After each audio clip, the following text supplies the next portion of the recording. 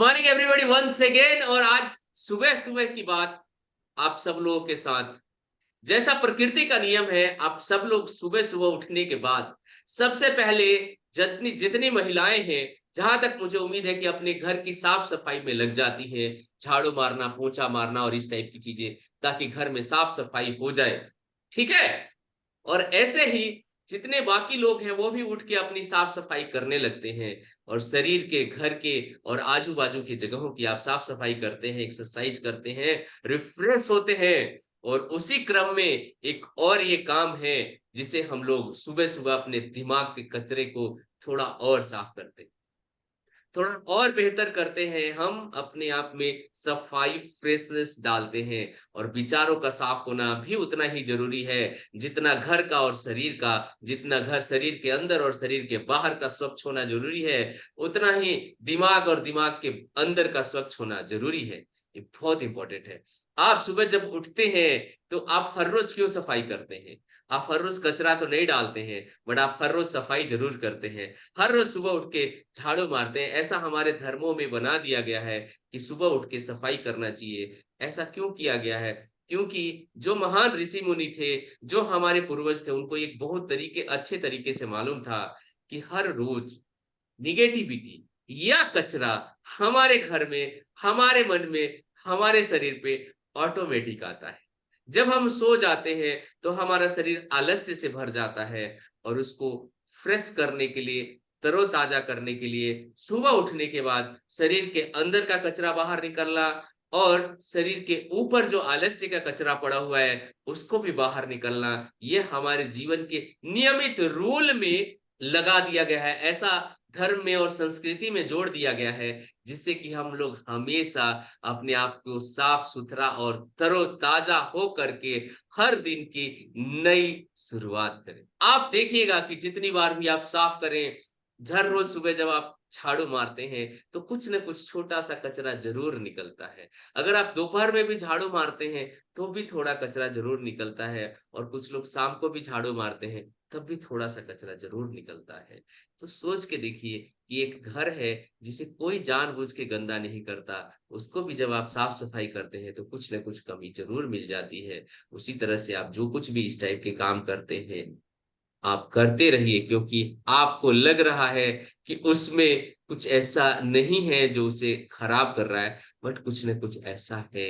इसलिए जिंदगी में इसको अपना एक रिचुअल मान के अपने मन की सफाई, अपने हृदय की सफाई, अपने तन की सफाई, अपने भावनाओं की सफाई और अपने मन में उठने वाले विचारों की सफाई बहुत जरूरी है। क्योंकि विचारों और मन की सफाई क्यों जरूरी है? क्योंकि आपके विचार ही वस्तु है। आज जो कुछ भी, जहां भी आप देख रहे हैं, जहां तक आपकी नजर जा रही है, जहां तक आपके विचार जा रहे हैं, जहां तक आपके थॉट्स जा रहे हैं, उन चीजों को एक बार देखिए।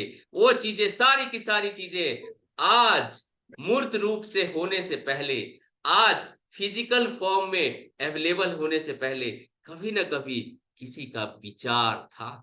जिस मोबाइल पे आप देख रहे हैं, ये मोबाइल भी कभी ना कभी किसी न किसी का केवल एक विचार था। जिस सिस्टम से हम लोग जुड़े हुए हैं, ये सिस्टम कभी ना कभी किसी न किसी का एक विचार था। आप जो कुछ भी पहने हुए हैं कपड़े और सिले हुए कपड़े, ये सब कपड़े, सिलाई का मशीन कभी न कभी एक विचार था। जो कोट पैंट शर्ट आप पहने हुए हैं, इसका जो डिजाइन है वो कभी न कभी एक विचार था। इस दुनिया की जितनी चीजें आज है आपके सामने और भविष्य में भी जो होगी, वो कभी न कभी एक विचार के रूप में पैदा होती है।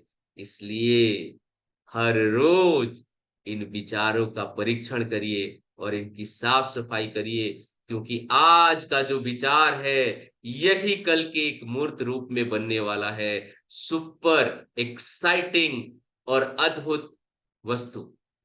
इसलिए आप हमेशा ध्यान रखिए कि इस टाइम पे आपके मन के जो विचार है वो कितने अद्भुत और महान है, क्योंकि हर विचार आज या कल या परसों अवश्य ही एक अद्भुत चीज का, अद्भुत वस्तु का क्रिएशन करता है। कहते हैं कि कोई अपराधी एक दिन में अपराध नहीं कर लेता है, एक दिन में अपराधी नहीं बन जाता है। उसके हृदय के अंदर थोड़ी थोड़ी थोड़े थोड़े थोड़े थोड़े विचार पनपते रहते हैं। और जिस दिन वो विचार बहुत स्ट्रांग हो जाते हैं और बाहर मौका मिलता है, वो अपराध की दुनिया में आ जाता है। जिस तरह से एक बीज जो सूखी धरती पे पड़ा हुआ है, बरसों पड़ा हुआ है, बरसों पड़ा हुआ है, वो बीज अंदर बैठा हुआ है, बैठा हुआ है, बैठा हुआ है। और जिस दिन बरसात होती है, जिस दिन बरसात होती है, जिस दिन माहौल मिलता है, जिस दिन उसके अनुकूल परिस्थितियां आती है, वो बीज फूटता है। जब उसको नमी मिलती है, जब उसको अंधकार मिलता है, जब उसको पानी मिलता है, जब उसको सूरज का धूप मिलता है, और उस दिन वो फूटता है, जन्म लेता है, और आगे जाके वो बड़ा सा वृक्ष बनता है, बड़ा सा अस्तित्व में आता है। तो ध्यान रखिए कि हर चीज जो आज एक विचार है, वो कल एक वस्तु बनेगी। एक घास जो गर्मी के दिनों में एकदम खत्म हो जाता है, अस्तित्व मिट जाता है, वही घास जब उचित माहौल मिलता है, जब उसको बरसात के मौसम आते हैं, तो देखिए हर जगह घासों की हरियाली हरियाली हरियाली हरियाली हो जाती है। इसलिए जब परिस्थितियां आपके फेवर में नहीं है, जब कोई भी चीज आपको ऐसा लग रहा है सपोर्ट नहीं कर रहा है, तब भी आपके पास अपने विचारों का चुनने का 100% आजादी है। 100% आप आजाद है कि आप अपने विचारों को किस टाइप से रखेंगे। आप अपने बारे में, अपने परिवार के बारे में, अपने घर के बारे में, अपने समाज के बारे में क्या सपने देख रहे हैं, ये पूरा का पूरा अधिकार आपको ईश्वर ने दिया हुआ है। इसलिए समय के किसी भी क्षण में आप अपने विचारों का अवश्य ध्यान रखिए कि ये विचार मुझे कहाँ लेके जाने वाले हैं। इन विचारों के दम पे मैं क्या बन सकता हूँ, और ऐसा मैं क्या कर सकता हूँ जिससे मेरे विचार मेरी किस्मत को बदल के रख दे। ऐसा मैं क्या करने वाला। सोचिएगा इन चीजों को, क्योंकि डॉक्टर अब्दुल कलाम ने कहा था, सपने देखते रहो। क्यों? जिस तरह से एक पत्थर को तोड़ने में बहुत बार, हजारों बार हैमर मारना पड़ता, उसी तरह से एक विचार को वस्तु में परिवर्तित कर देने के लिए, एक विचार को वस्तु बना देने के लिए बहुत गहन चोट की जरूरत रहती है।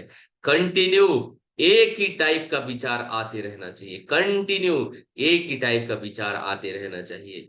एक लड़का था, बहुत छोटा सा लड़का था, और उसके बचपन में भी ये दिल कर गया था कि मुझे डॉक्टर बनना है। वो छोटे उम्र में उसको दिल में आ गया था कि मुझे डॉक्टर बनना है।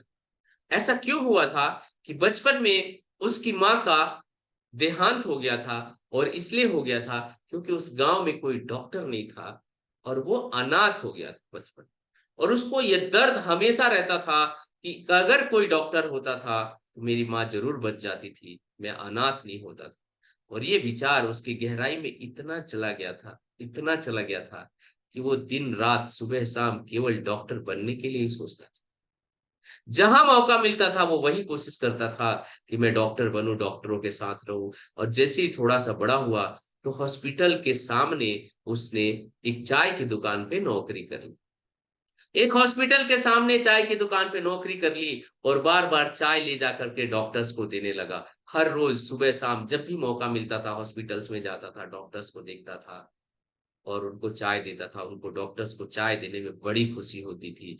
धीरे धीरे डॉक्टर्स कुछ बोलते थे तो वो भी कर देता था, उनके पर्सनल काम, घर का काम। मतलब वो कुल मिला के एक ही उसकी कोशिश थी कि मैं डॉक्टर बनूं, और इसके लिए वो डॉक्टर्स के आजू बाजू आजू बाजू आजू बाजू रहने लगा। समय आया तो बाद में डॉक्टर्स ने देखा कि इसको डॉक्टरी के काम में बहुत इंटरेस्ट है, तो चाय की दुकान वाले से बात किया और उसको पूछा कि क्या इस लड़के को तुम हॉस्पिटल में दे सकते हो, हम इससे दूसरे काम लेंगे, हम इसे चाय न बिचवा करके कुछ जो हम हेल्प ले सकते हैं वो लेंगे। और वो चाय की दुकान वाला मान गया कि हाँ सर, आप ले जाइए, अगर आप उसको कुछ बेहतर काम दे सकते हैं। अद्भुत बात है। डॉक्टर्स लेके गए और उसे छोटी मोटी सफाई या जो भी उनके असिस्टेंट का काम होता था थोड़ा थोड़ा करवाने लगे।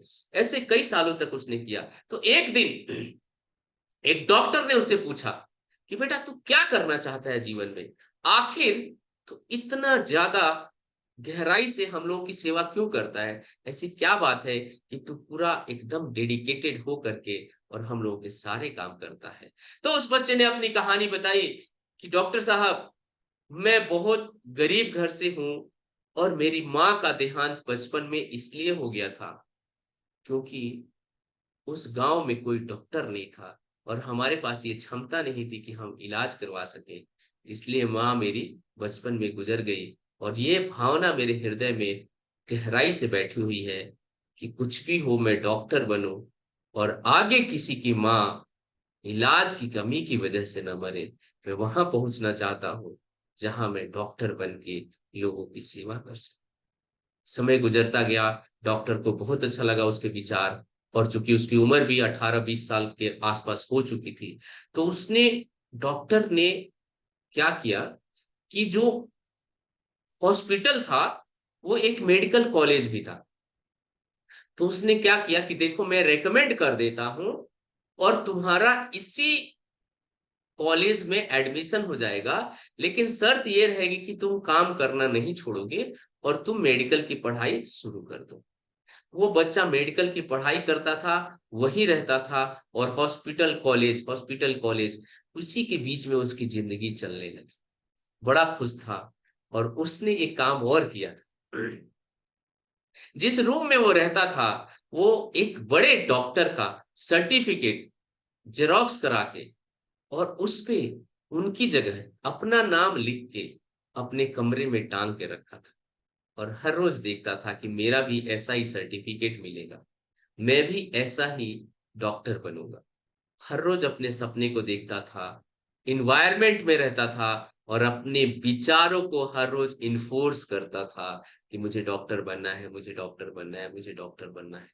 आप यहाँ देखिए, उसके विचार तो पहले ही स्ट्रांग थे, साथ साथ उसने इन्वायरमेंट भी कर लिया, साथ साथ उसने एक्शन लेना भी कर लिया, और इन सब के बीच में उसका एक इमोशनल अटैचमेंट, इमोशनल डेडिकेशन था कि मुझे मेरी माँ को बचाना है और मेरी माँ जैसे दूसरे लोगों के माँ को बचाना है। जब उसके हृदय में ये बात गहरी उतर गई कि मुझे समाज के लिए, लोगों के लिए कुछ करना है और इसके लिए मुझे कुछ बनना है, और फिर उसने एक्शन लेना चालू किया। और अब वो पहुंच गया जब उसे मेडिकल की डिग्री मिल गई, और मेडिकल की डिग्री मिलने के बाद वो कंटिन्यू ऐसे सेवा करता रहा समाज में। डॉक्टर बनने के बाद उसको बहुत मौका मिला कि लोगों की सेवा कर सके। और जब वो रिटायर हुआ, तो जानते हैं कौन से पद पे रिटायर हुआ? वो कनाडा का चीफ हेल्थ ऑफिसर के रूप में रिटायर। ये कहानी एकदम सच्ची है। कनाडा में ऐसा हुआ और आपके घर में भी ऐसा हो सकता है, आपके जीवन में भी ऐसा हो सकता है। अपने विचारों को, अपने सपनों को इतनी गहराई से चाहे कि आपका दिल बोले कि अब तो ये मुझे करना ही है, अब तो मुझे इस पे एक्शन लेना ही है। वो बच्चा जो एक गांव का था, जिसके पास कोई रिसोर्सेज नहीं थे, और उसके पास एक चीज थी, वो था उसका सपना। और उसको अपने सपने में था विश्वास। आप चेक करिए कि आपके पास आपका सपना क्या है और उस सपने के अंदर आपका विश्वास क्या है। यही विश्वास आपको आपकी मंजिल तक लेके जाएगा। और ये डिसाइड आपको खुद को करना है कि आप बनना क्या चाहते हैं, अपने समाज को क्या देना चाहते हैं, अपने बच्चों को क्या देना चाहते हैं। आपका वो कौन सा इमोशन है जो आपके आंखों में आंसू ला देता है? ऐसा कौन सा दर्द है दिल की गहराई में जो फूट जाता है? ऐसा कौन सा दर्द है जिसका इलाज करने के लिए आप मेहनत करने के लिए तैयार हैं? और कौन सा गम है जैसा दशरथ मांझी के पास था? वो नहीं चाहते थे कि जिस तरह से मेरी पत्नी मर गई, किसी और के साथ ऐसा हो। ऐसा कौन सा दुख खत्म करना चाहते हैं आप दूसरों का, जिससे उनके जीवन में खुशहाली आए, उनके जीवन में समृद्धि आए? वो कौन सा एक ऐसा आपका इमोशनल ड्रीम है जिसे पूरा करने के लिए आप दिलो जान लगा देंगे? डिसाइड करिए और काम करिए। कोशिश करने वालों की हार नहीं होती, और लहरों से डर के नौका कभी पार नहीं होती। तो आपके अंदर कितना जुनून है, कितना जोश है अपने सपनों को पा लेने का, यही डिफाइन करेगा कि कल को आपको क्या मिलेगा। और ये पूरी जिम्मेवारी भगवान की तरफ से आपको खुद को है, और आप खुद 100% रिस्पॉन्सिबल हैं, और आप खुद ही उसके रचयिता है अपने भाग्य के। आपको डिसाइड करना है कि आप अपने भाग्य की रचना किस तरह से करना चाहते हैं। So with this, have a wonderful Sunday morning to all of you the champions.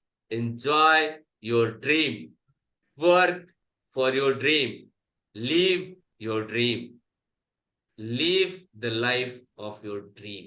Have a wonderful morning. Thank you.